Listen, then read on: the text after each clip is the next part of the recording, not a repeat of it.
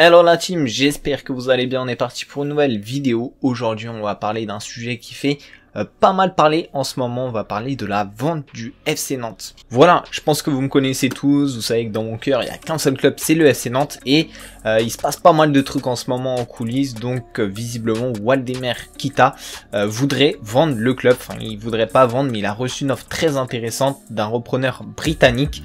Donc c'est un fonds d'investissement et ce fonds d'investissement voudrait racheter le FC Nantes. Alors on va voir voilà les problématiques etc que ça risque de poser. Le président Kita était en difficulté financière et un petit peu en difficulté financière ces derniers temps, et donc voilà il cherchait un petit peu à siffler un nouveau souffle au FC Nantes.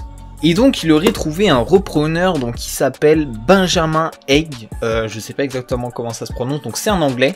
Et donc après 12 ans passés au FC Nantes, il devrait passer la main du coup à ce nouveau repreneur. Donc on va essayer de décrypter un petit peu qui c'est etc. Donc déjà l'homme d'affaires franco-polonais du coup Waldemar Kita, l'homme d'affaires franco-polonais qui ne cesse de démentir ces derniers jours que non il ne souhaite pas vendre le FC Nantes. Bah ça semble pourtant bien se rapprocher la vente du club. Donc il pourrait vendre donc son petit bébé à un fonds d'investissement britannique. Donc on va voir qu'après le fonds d'investissement peut poser quelques problèmes. Mais voilà, donc le FC Nantes pourrait être revendu. Et sachant, point important à noter, c'est que Franck Kita et Waldemar Kita pourraient garder des responsabilités importantes au club. Donc à voir comment ça peut se traduire. Mais visiblement, voilà, il y aurait encore des responsabilités dans le club. Donc d'un autre côté c'est quand même intéressant, il y a eu un journaliste qui a sorti un article et qui a dit que au moins ça a fait un peu une vente du club en douceur et ça montre qu'ils veulent vraiment s'appuyer sur du coup le travail qui a déjà été fait. Donc voilà, sur ce niveau là c'est quand même assez rassurant, mais c'est vrai que bon, la vente du club à un fonds d'investissement ça peut faire peur. Qui est Benjamin Egg. Donc voilà, il est inconnu du grand public, personne ne le connaissait avant que voilà, on en entende parler dans la revente du FC Nantes. Donc c'est un Britannique qui est à la tête d'une société, donc elle s'appelle la LFE Football Group. Donc son ambition, je vous lis en même temps parce que pour que ce soit exact, donc c'est de devenir dans le sport une bourse financière s'appuyant sur le blockchain. Donc le blockchain, ouais c'est ça, blockchain, c'est un peu bizarre à dire. Donc qu'est-ce que c'est? C'est une technologie numérique chiffrée de stockage et de transmission d'informations. Je vous continue de lire un petit peu parce que c'est intéressant, vous allez voir. Donc dans une description disponible sur internet, l'entreprise s'imaginait développer sa propre crypto-monnaie et en populariser son utilisation dans le football mondial. Cela s'adresserait non seulement aux supporters pour s'offrir des billets de match par exemple, mais aussi aux acteurs économiques qui souhaiteraient investir dans des actions de clubs de football. Donc voilà, c'est vrai que ça peut être, enfin moi sur le papier je trouve que c'est un projet ultra intéressant. Ils sont dans le futur, ils sont dans l'avenir. On a vu avec le Bitcoin d'ailleurs qui est en train de reprendre masse de valeur. Vraiment les crypto-monnaies c'est l'avenir. Bon alors je vous cache pas que pour l'instant je m'y intéresse un petit peu, mais pas non plus trop. Enfin je sais grosso modo ce que c'est le principe, mais en détail je saurais pas vous dire. Mais là sur le papier c'est vrai que son projet est intéressant. Proposer une crypto-monnaie, donc une crypto-monnaie c'est quand même assez ambitieux. Et dans le milieu du foot, c'est vrai que c'est pas bête au final son idée. Et puis pouvoir payer avec un peu une monnaie, on aurait presque en gros un petit compte en banque juste pour venir au stade, pour payer les billets etc. Donc c'est vraiment c'est super intéressant je trouve. Et c'est vraiment un projet qui a l'air super cool. Néanmoins la Brigade Loire reste inquiète. Donc ce dimanche il y a une centaine de fans du FC Nantes qui ont manifesté devant la boutique pour se faire entendre. D'ailleurs on a le porte-parole de la Brigade Loire qui s'exprimait, donc je vais vous lire ce qu'il a dit. Il a dit: les premières informations sont floues et inquiétantes aussi bien sur le futur repreneur que sur le futur organigramme, avec le maintien de la direction du club comme Franck Kita à la tête. Donc voilà, c'est ce que je vous disais, un petit problème visiblement.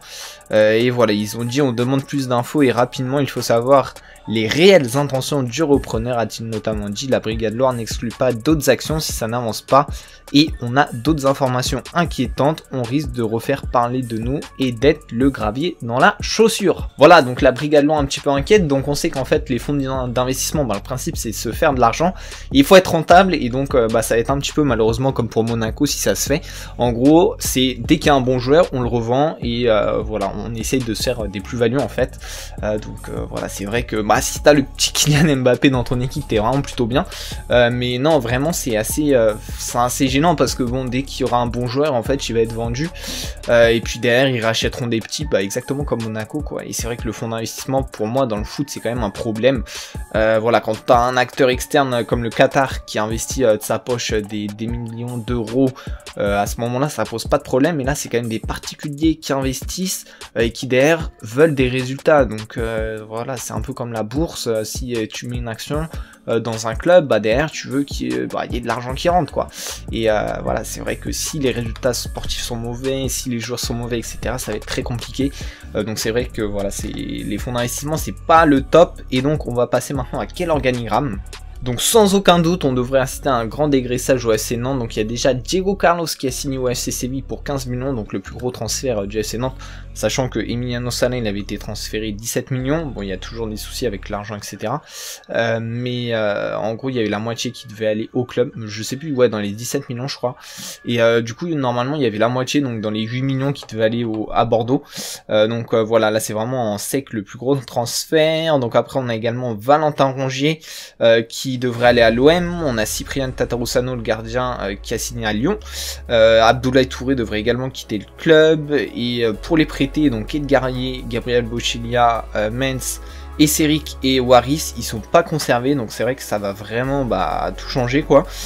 Donc du coup, pour pallier à ça, pour pallier au nombre des départs, le FC Nantes penche sur quelques pistes, donc notamment pour remplacer Tatarusano, on a une piste assez chaude à Brissamba, du Stade Malherbe de Caen. On a également Mathieu Gorgelin, on a également comment il s'appelle là, le gardien, je l'ai pas noté, mais le gardien qui est joué à Nîmes là, son nom m'échappe, c'est Barthélémy ou je sais pas quoi là, le gardien des esports.